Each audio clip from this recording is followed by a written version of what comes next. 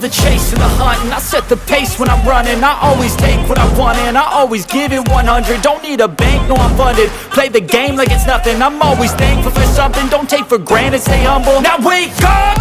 It's time to look at the enemy. Look in the mirror if he is no friend to me.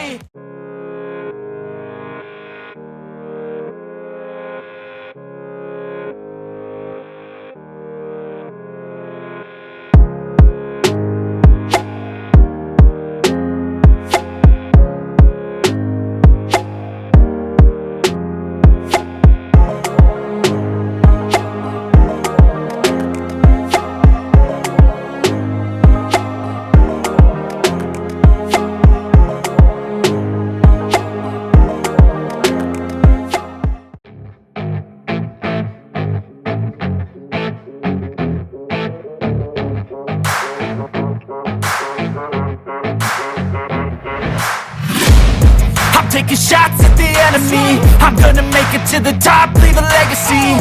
If I got something to say, you better let me speak. Turn it up a new degree, bitch, you ain't seen anything. I pop off with the new rock, electronic, blow the sonic roof up. I'm too honest when I take a few shots. They're too toxic, need to take the noose off. And you cannot save me, 'cause I don't need saving. Je fais une dédicace à Hugo de mon école.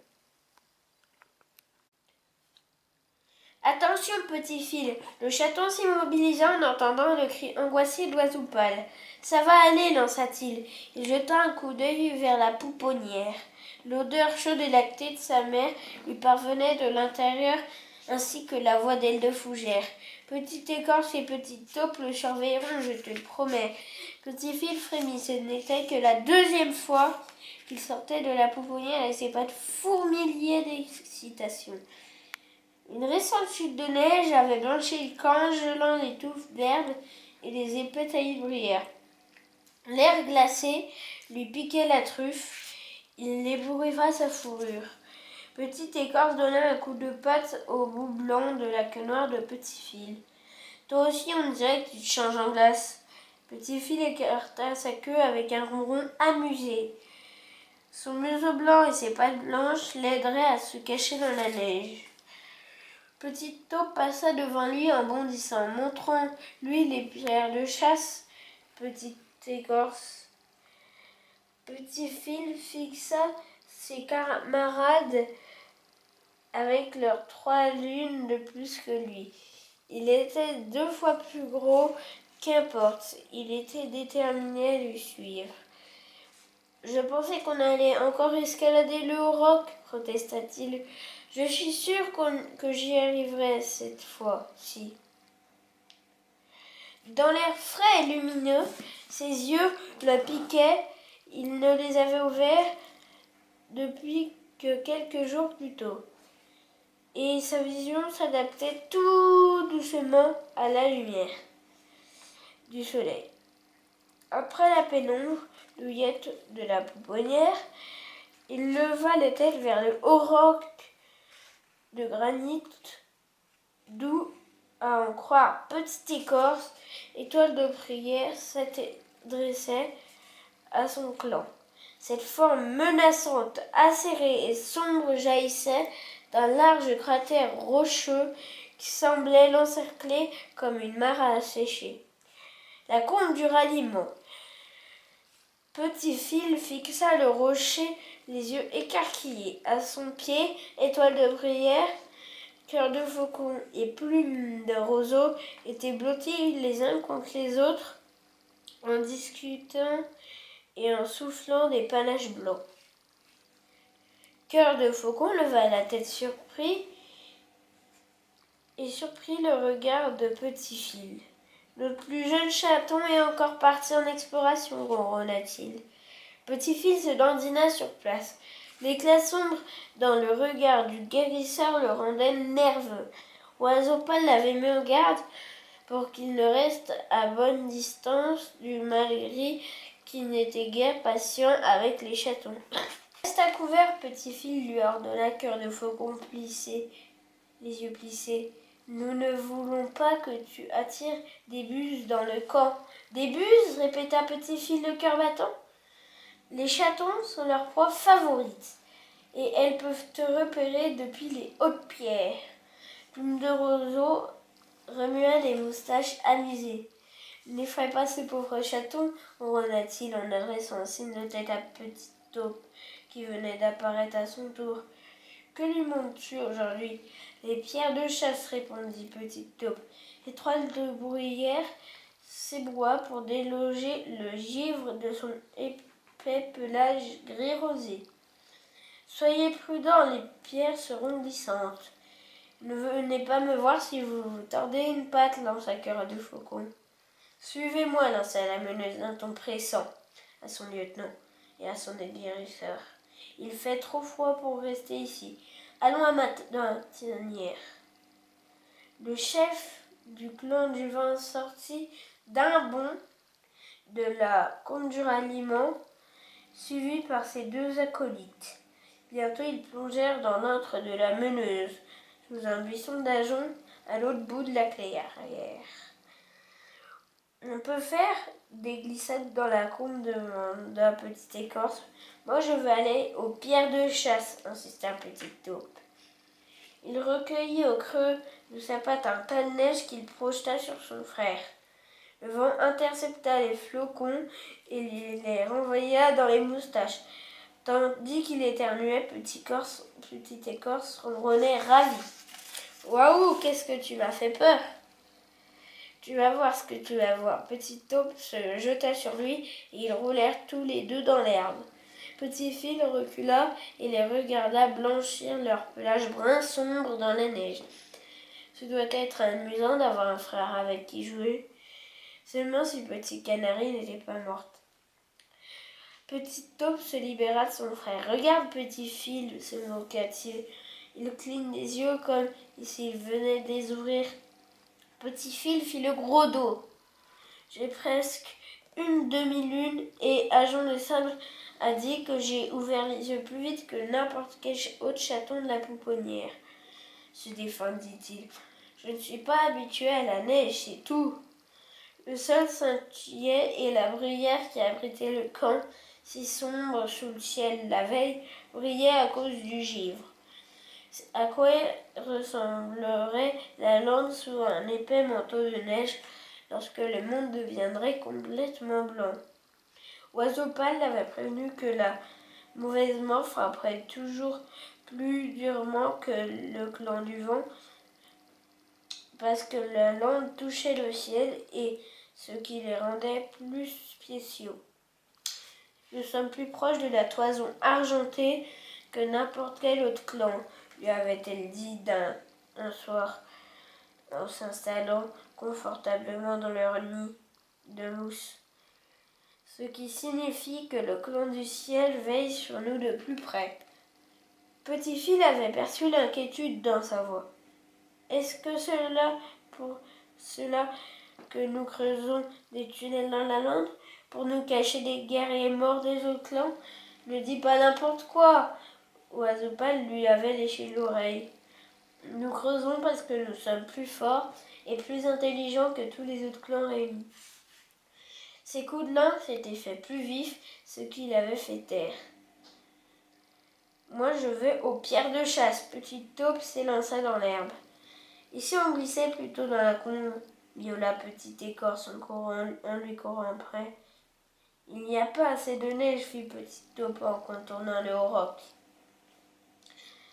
Tu as peur, c'est tout, se moqua son frère, en courant si vite qu'il soulevait de la neige dans son sillage.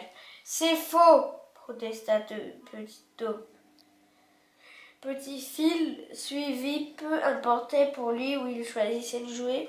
Il adorait dehors sentir l'herbe froide sous ses coussinets. Le chaton noir et blanc s'arrêta net lorsque coureur des cieux lui cria dessus. Attention! Le matou gris, perle et feuille de trempe lui passèrent devant pour déposer leur proie sur le tas de gibier. Petit-Fil les observa, impressionné par leurs hautes pattes et leur queue souple. leur pelage ébouriffé par le vent d'un lampe. C'étaient des coureurs des Landes, ce qui signifiait qu'ils servaient leur clan en chassant et en patrouillant sur les frontières. Petit Phil sentait l'odeur de la bruyère sur leur pelage. Dans le bouquet crépitant de fougères où les creuseurs avaient installé leur nid, Plume de Laine, qui nettoyait son ventre couvert de boue, leva la tête. Comme tous les chats qui servaient le clan en concevant de nouveaux tunnels et en consolidant les anciens loin sous la lande, son pelage était toujours plein de sable et de poussière. D'un signe de tête, il désigna le lapin qui pendait des mâchoires de coureur des cieux. Tu l'as attrapé sur la haute lande Devant le tas de gibier, le guerrier écarta d'un coup de patte une souris desséchée de la veille. Il lâcha sa prise. Tu as raison, comme d'habitude, Plume de Laine. Comment savais-tu demanda Petit Phil à son camarade. Je sens l'odeur du sable sur sa fourrure. Plume de Laine agita sa queue et reprit sa toilette. Truffe de noyer, son camarade creuseur remua dans le nid voisin. Sur la haute lande, on ne trouve que des tunnels de sable, déclara-t-il avant de lever la patte pour ôter de la terre de son oreille. Pas comme dans le tunnel des gorges, là il n'y a que de la terre et des graviers. Mais cette galerie nous permettra d'atteindre du gibier frais près de la rivière. Si tu trouves un jour un moyen de l'empêcher de s'écrouler, le railla coureur de cieux. Feuille de Trempe posa un compagnol à côté du lapin et dit « Des gravillons le rendent instable, c'est dangereux de creuser là-bas. Pas du tout quand on sait ce qu'on fait étant qu'à Plume de Laine. » Petit Phil regarda tour à tour le creuseur et le coureur des Landes, tandis qu'un silence gêné s'installait entre eux. Étoile de Bruyère y mit fin quand elle sortit de sa tanière pour rejoindre la combe du ralliement. En passant devant les nids d'herbe des coureurs des Landes, elle frôla coureurs des cieux et s'arrêta près des fougères. Est-ce que les tunnels seront prêts avant la saison des feuilles nouvelles, Plume de Laine? La consolidation des voûtes prend du temps, marmonna Plume de Laine. Je suis certaine que tu trouveras une solution, répondit la meneuse avant de se tourner vers le tas de gibier pour renifler le lapin de coureur des cieux. Est-ce qu'Étoile de Bruyère patrouille parfois sous terre se demanda Petit Phil.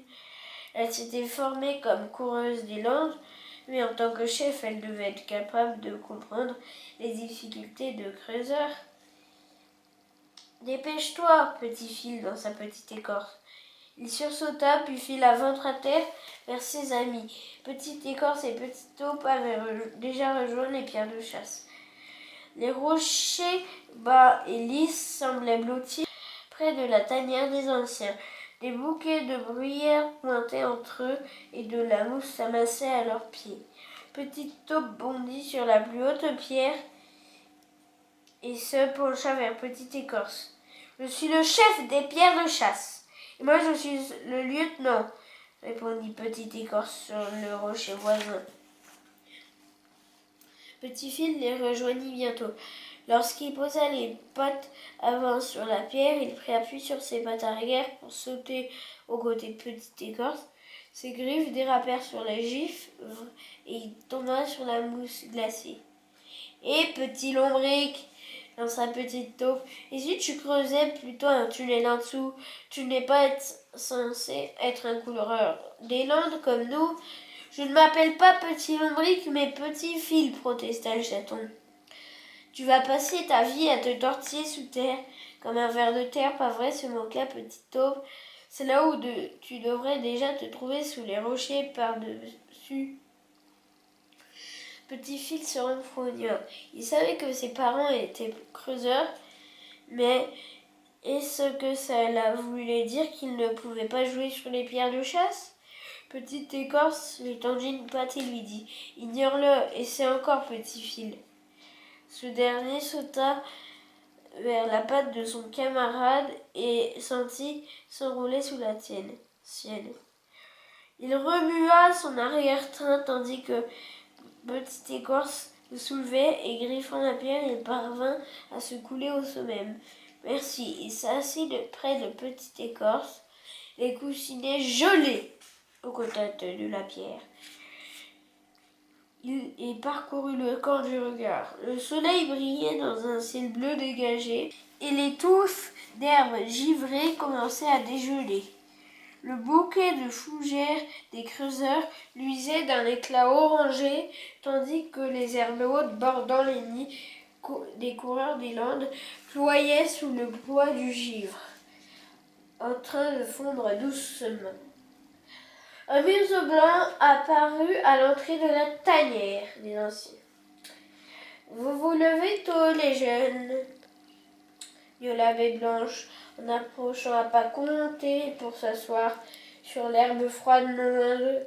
Moustache de Lys le suivit en boitant, la truffe en l'air. C'était la main vieille des anciennes, et bien plus jeune que Baie Blanche, pelage de flamme et patte ardente, l'avait rejoint la tanière des anciens après l'effondrement d'un tunnel qui lui avait écrasé une patte arrière. Tu veux aller dans la lande demanda-t-elle à Baie Blanche. Oui, tant que tu n'essaies pas de me faire descendre dans un terrier de lapin. Après l'incident de la dernière fois, l'envie m'est passée, ronronna-t-elle, quoique je n'avais jamais vu un chat se faire chasser d'un terrier par un lapin. Je croyais que c'était un renard, se laissant enfin, dit le chat blanc. Ton odorat doit s'être émoussé, le taquina-t-elle, avant de clopiner vers la sortie, sa patte noire, laissant une traînée sur la mèche fine. Baie Blanche se leva pour la suivre en ronchonnant. Le tien s'émoussa aussi au bout de quelques lunes à partager la tanière de pâte ardente et à une haleine de renard. Tu exagères. Tu veux qu'on échange nos nuits, proposa-t-elle en la rattrapant. Cette nuit, il m'a ronflé droit dans le museau. J'ai rêvé que j'étais tombée dans la tanière d'un blaireau.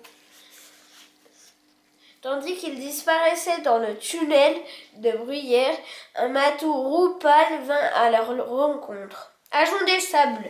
Petit Fil leva la queue en voyant son père arriver dans la clairière.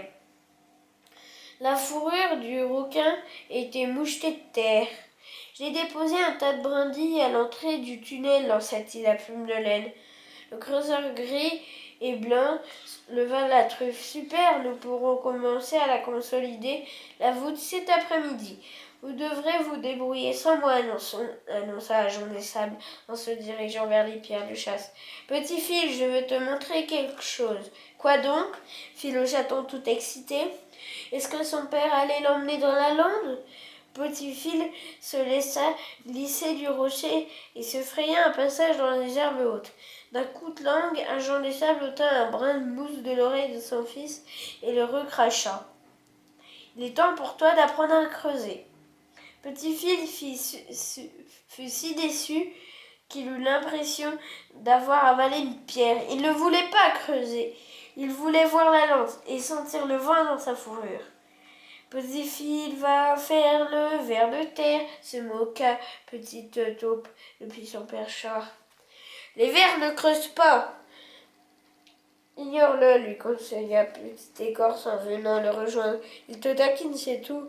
C'est typique d'un chaton de la lande, renifla Ajon des Sables. Il a trop peur d'avoir du sable dans les yeux. Le matou se dirigea vers les frontières des creuseurs. Petit Fil le suivit. Il se glissa sous le ventre de son père, ravi de sentir sa chaleur dans son dos. Celui-ci s'arrêta devant Plume de Laine. Des brindilles seront assez solides pour maintenir la voûte, demanda Ajon des Sables. Elles feront l'affaire jusqu'à ce qu'on puisse mettre les pierres en place. Nous devrions peut-être prendre un chemin différent jusqu'à la gorge. Au-dessus de la tête de Petit Fil, le ventre d'Ajon des Sables frémit. Nous ne devrons plus être très loin de cette glaise. maintenant. Ce sera plus dur à creuser, mais il y aura moins d'effondrement. Un jour de sable jeta un coup d'œil vers la tanière des anciens. Petit Phil devina qu'il pensait à la pâte broyée de Moussa Joyce. Et si nous explorions les galeries des lapins plus haut, nous pourrions trouver une veine de glaise à creuser. Nous avons tellement progressé au cours de la mauvaise saison, protesta son camarade, ce serait dommage de tout recommencer. Ses épaules musculeuses de matou ondulèrent.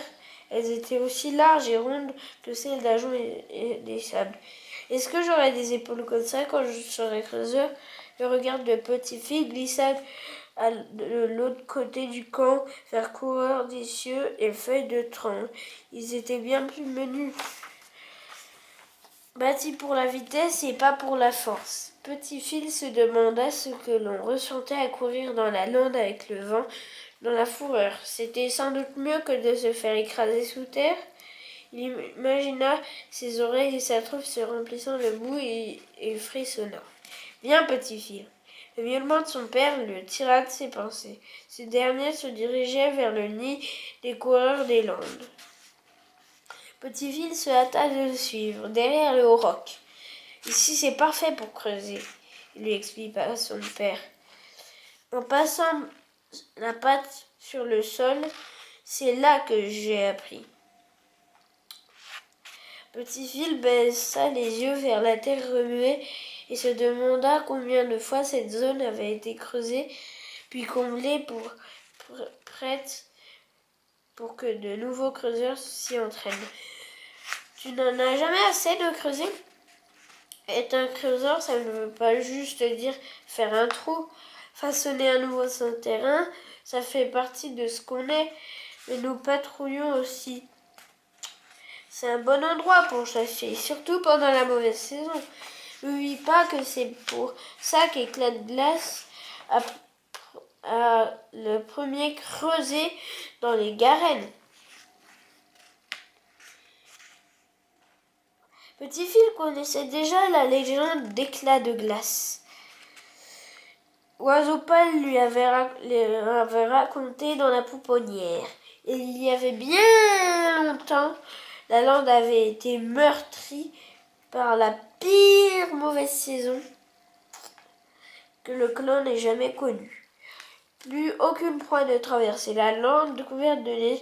Ainsi, l'un des plus courageux guerriers du clan du vent était descendu dans les galeries où il avait creusé loin pour chercher de la nourriture pour les siens. Son clan comptait plus pour lui que sa propre sécurité.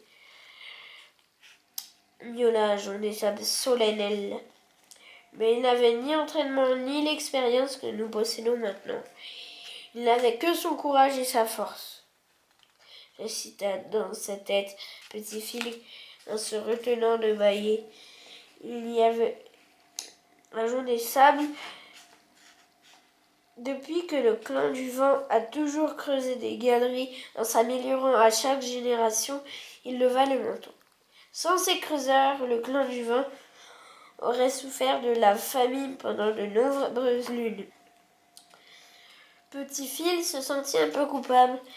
Comment pouvait-il rêver de courir dans les landes comme un coureur des cieux et feuilles d'étreinte? Un jour, son clan compterait sur lui. Il devait être fier de suivre les pas de son père. Sortant les griffes, il commença à creuser en projetant la terre derrière lui. Attends, Ajon des sables fit glisser sa queue sur le dos de son fils. Tu n'es pas en train de te préparer à faire tes besoins? Petit Phil se rassit et secoua la tête pour se débarrasser de la terre. Il y avait donc plusieurs façons de creuser. Ajon des sables plongea une patte dans le sol meuble et en tira une motte de terre. Il la poussa sur le côté avec énergie et en sortit une autre. Bientôt, il trouva son rythme. Et patte après patte, et un tas de terre s'éleva près de lui, net et compact. Petit Phil frémit de fierté. Son père avait l'air fort et déterminé et assurément aucun terrain ne pouvait lui résister. « Je creuse un tunnel !» se réjouit-il. « Attention !» Au même instant, Petit-Fil heurta son tas de terre qui s'effondra sur ses oreilles. Il s'en prit plein le museau, ce qui le fit éternuer. Il s'assied ses brouhahs et regarda d'un air contrarié la terre qui continuait à dégringoler dans son trou. Agent des Sables tendit la patte pour arrêter le flux. Ton tas de terre doit être aussi important que ton trou. Il doit rester compact. Tasse-le fermement ou bien tu devras tout recommencer. Petit-Fil grimaça. C'était plus difficile qu'il ne le pensait. Très concentré, il replongea dans son trou et en tira une nouvelle motte qu'il déposa au sol et en tapota avec soin. Cette fois-ci, elle resta bien en place. Il répéta la manœuvre tout comme Agent des Sables l'avait fait. « Très bien, Petit-Fil, murmura le matou avec fierté. » Le chaton ravala un ronronnement et continua à creuser le trou. Le trou était si profond à présent que ses pattes arrière lui faisaient mal à chaque fois qu'il s'y penchait. « Doucement !» le mit en garde son père. « Ça va ?» À peine avait-il répondu que ses pattes arrière se dérobèrent. Il tomba tout au fond, le museau en premier. Il poussa un cri de douleur lorsque ses pattes se tordirent et que ses griffes se retournèrent. Un glissement de terre enfoui, il étouffa et s'enfonça plus profondément. « Au secours, je vais être enterré vivant. » Il sentit des crocs se planter dans son cou, puis il le soulevait. « Tout va bien ?» demanda son père. « Non. » Petit-Fil avait mal au museau et ses griffes le mettaient au supplice. « Je n'y arriverai pas. Je déteste creuser. Je ne veux pas être un creuseur. » Un cri de détresse monta de son ventre tandis qu'il gémit que de la terre lui piquait les yeux. « Oiseau pâle !» gémit-il. Le cœur gros, il tourna les talons et fila vers la pouponnière.